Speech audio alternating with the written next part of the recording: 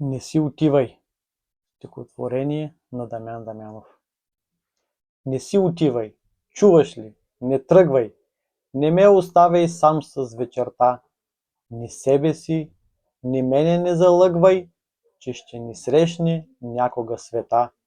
Светът е свят и колкото да любим, и колкото да плачем и скърбим, като деца в гора ще се изгубим, щом за ръце с теб не се държим. Ще викам аз и ти ще се обръщаш. Ще стига ли до тебе моят глас? Ще викаш ти, гласът ти ще се връща, но може би не ще го чуя аз. И дните си така ще доживеем, с викане в зов ела, ела. Ще оглушеем, да, ще онемеем, ще станем глухонеми викала. Ще се превърнем в статуи, които една към друга вечно се зоват, но нямат глас, но нямат слух в ушите и нямат сили да се приближат.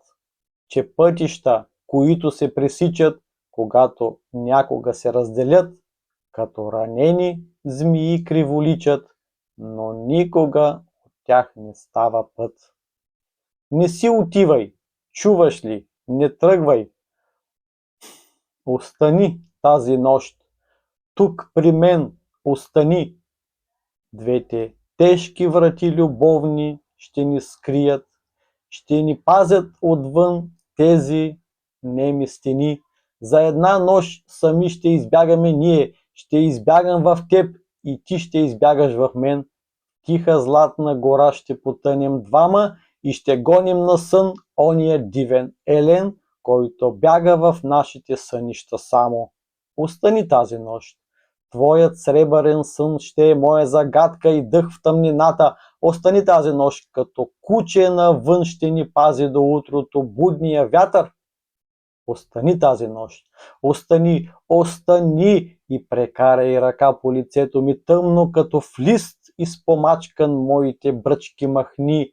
А когато от нашите целувки се съмне и когато се вдигне небесния кош, ти излез. Разкажи по най-бързия вятър за човешката обич и за нашата нощ и ще стане по-светла земята. Благодаря.